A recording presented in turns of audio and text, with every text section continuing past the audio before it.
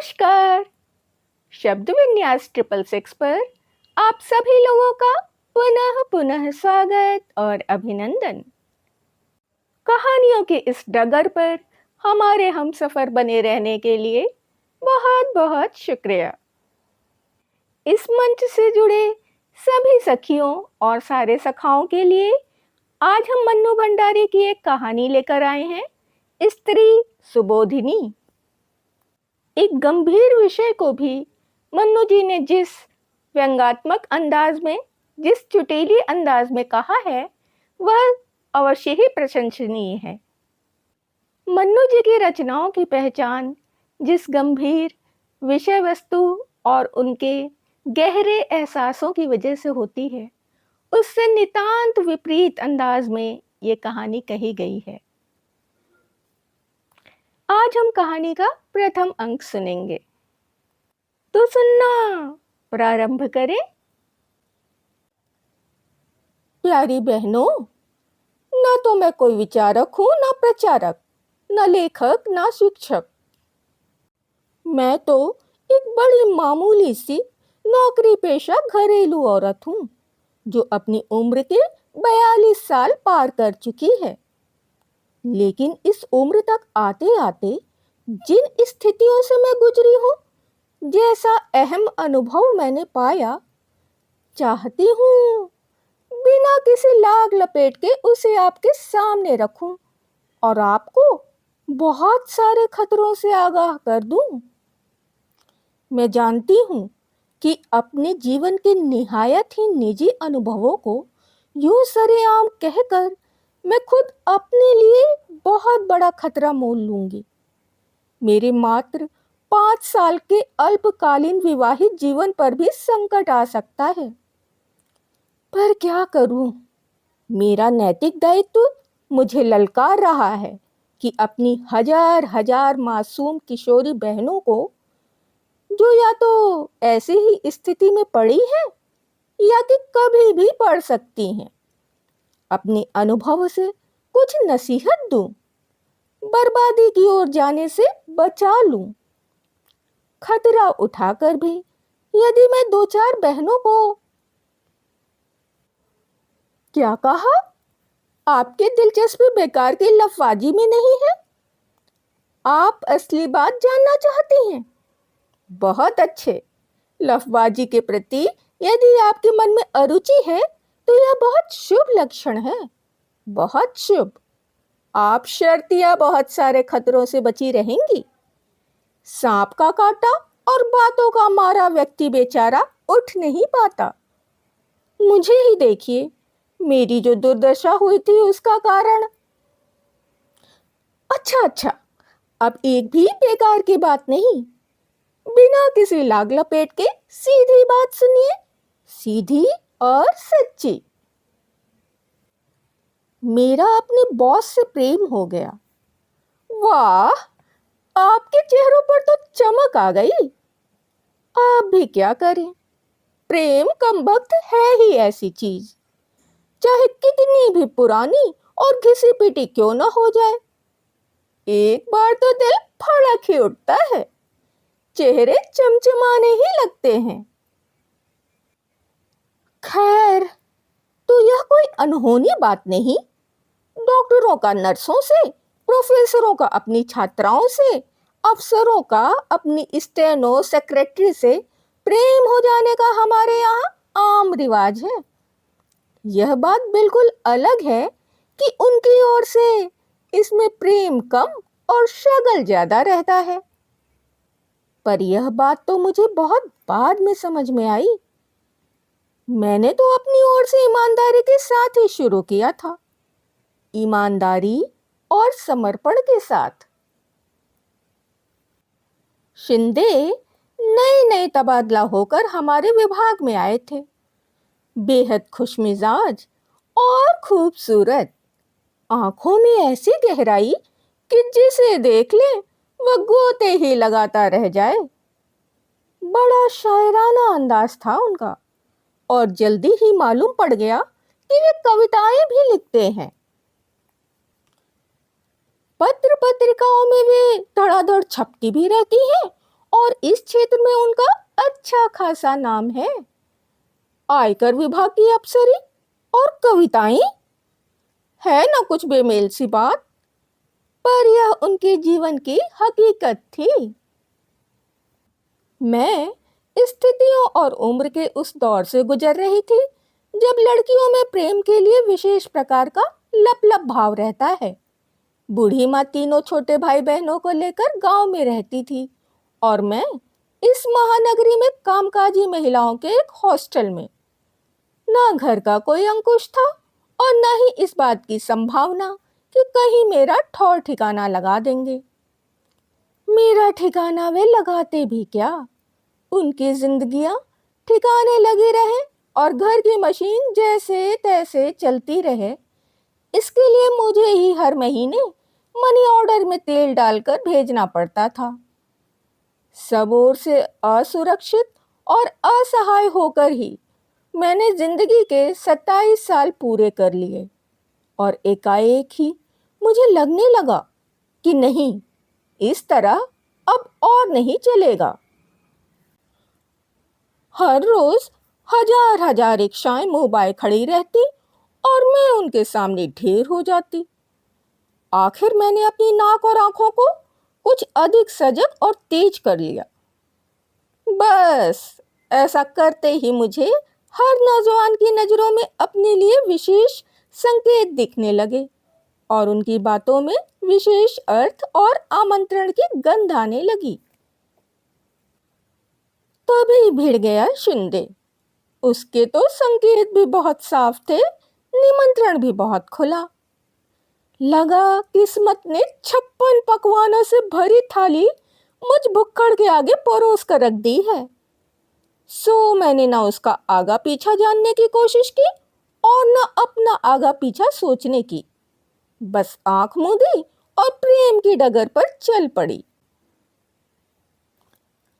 हर प्रेम की शुरुआत करीब करीब एक सी होती है। प्रेमियों को वे सारी बातें चाहे कितनी रोमांचकारी और गुदगुदाने वाली लगें, देखने सुनने वालों को तो बड़ी उबाऊ और सपाट लगने लगती हैं। घबराइए नहीं, मैं आपको उन बातों से कतई बोर करने नहीं जा रही। बस इतना समझ लीजिए कि शामें हमारी किसी रेस्तरां के नीम अंधेरे कोने में बीतती तो कभी बाग के झुरमुट के बीच, कभी हम आपस में उंगलियां उलझाए रहते तो कभी वह मेरी लटों से खिलवाड़ करता रहता। एक बार उसने कविता में मेरे बालों की उपमा बदली से दे दी। बस फिर क्या था, मैं जब तब गोदी में रखे उसके सिर पर झुककर बदली छितरा देती और वह उचक कर, यह क्या? आपकी आंखों में तो अविश्वास भर आया। मैं समझ गई, एक सीनियर अधिकारी और ऐसी छिछोरी फिल्मी हरकतें। पर सच मानिए, अब भी मैं दावे के साथ कह सकती हूँ कि यहाँ के हर पुरुष के भीतर एक ऐसा ही फिल्मी हीरो आसन मारे बैठा रहता है। जब तक वह पूरी तरह तृप्त न हो जाए, मरता नहीं।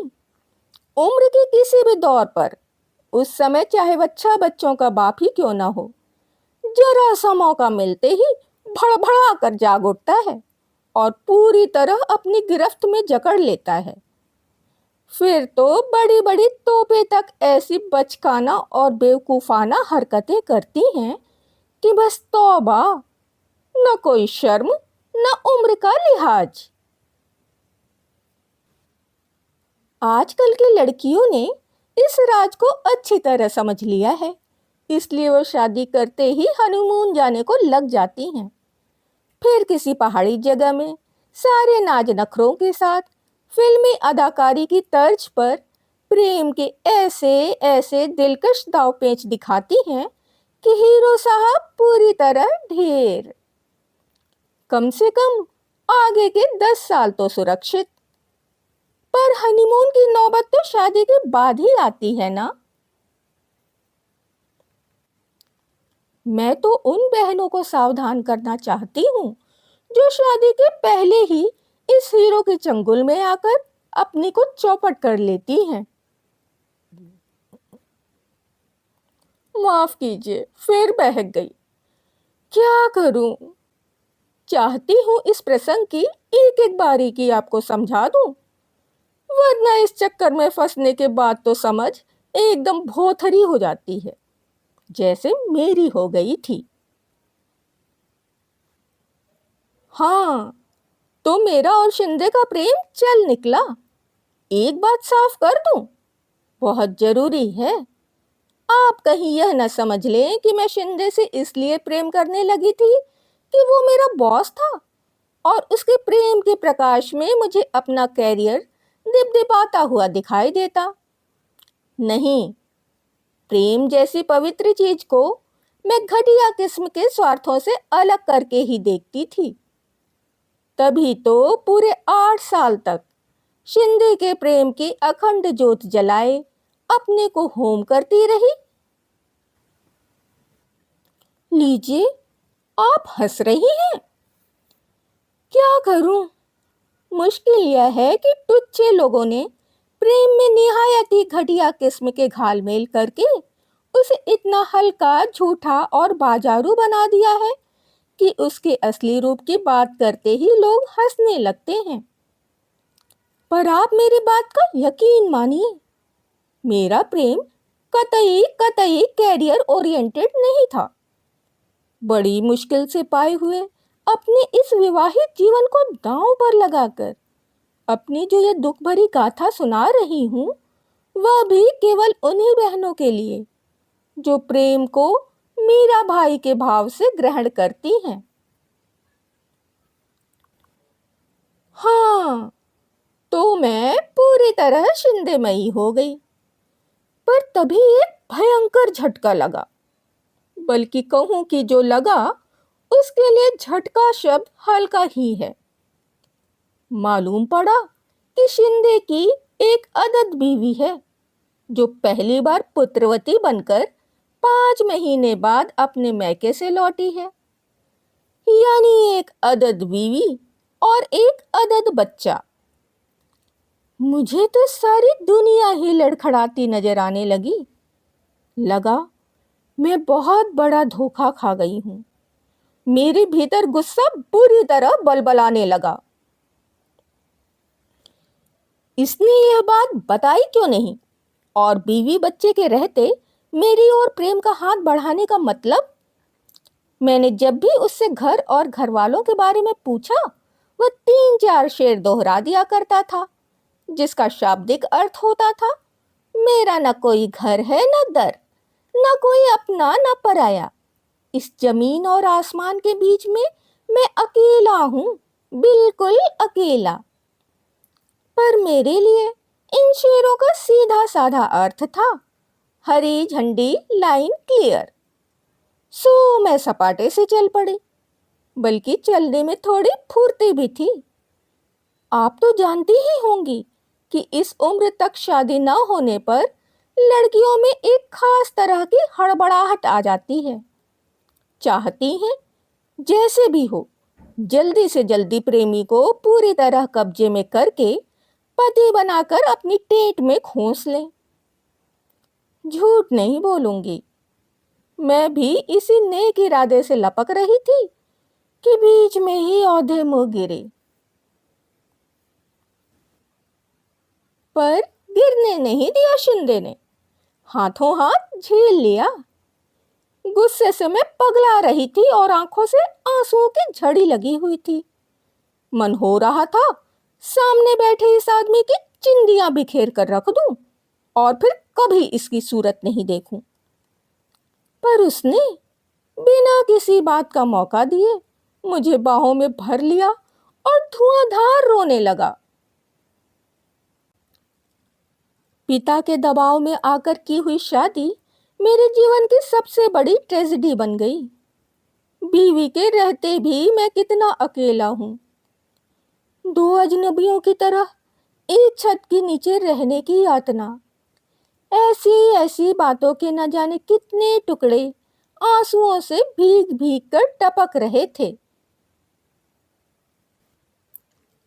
मेरा विवेक मुझसे संकल्प करवा रहा था कि लौट जाओ, इस दिशा में अब एक कदम भी आगे मत बढ़ो। मैं रो रो कर अपना संकल्प दोहरा रही थी, वह रो रो कर अपना दुख दोहरा रहा था। इसी तरह हम 2-3 बार और मिले, वही बातें, वही रोना।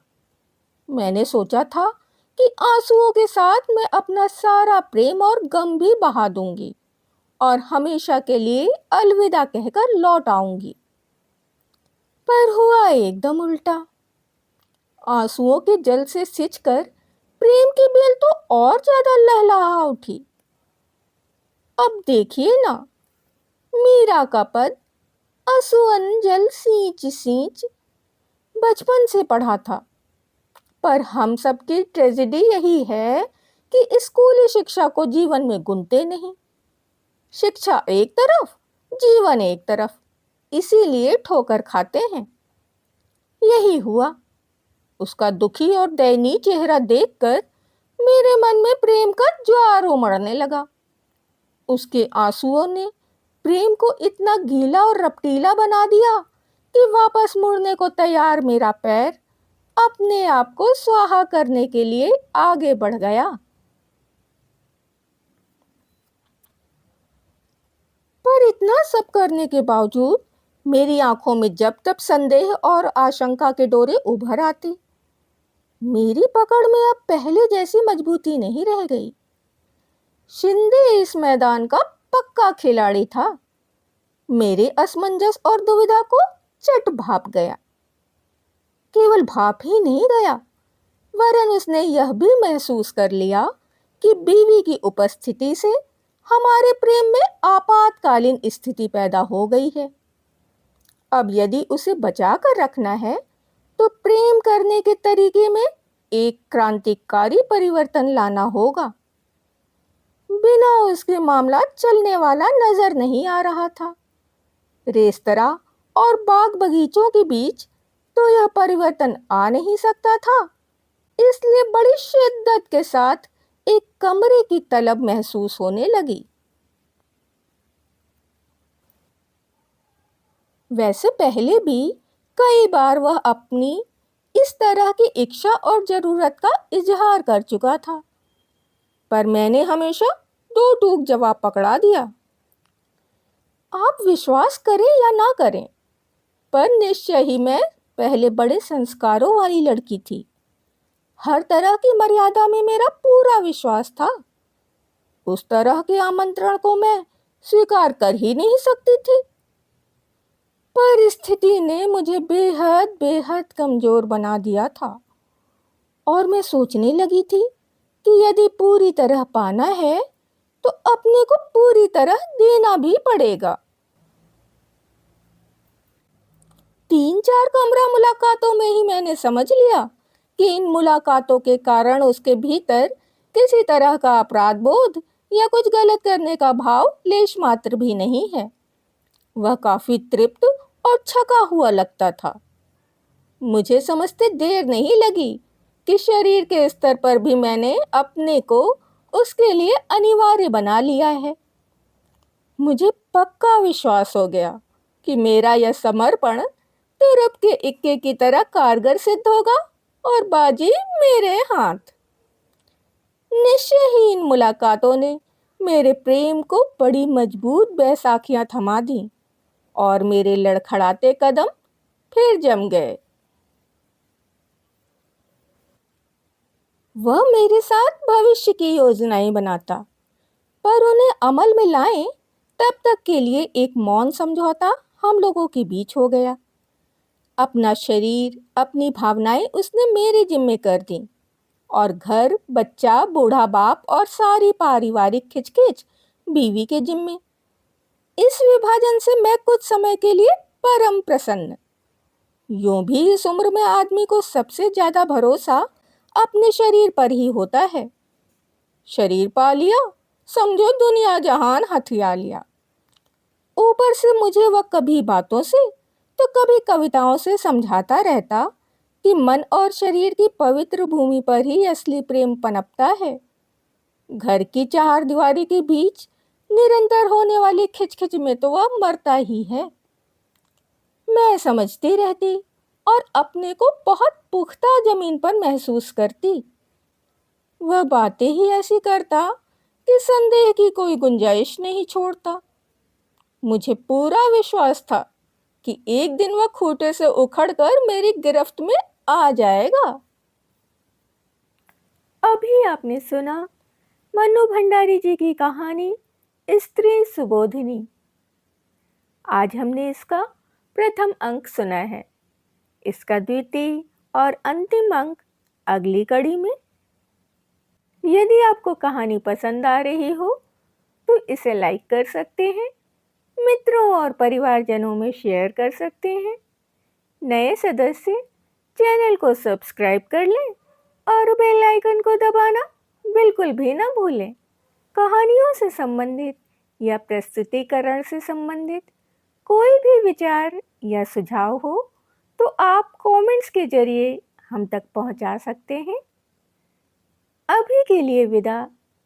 शुक्रिया।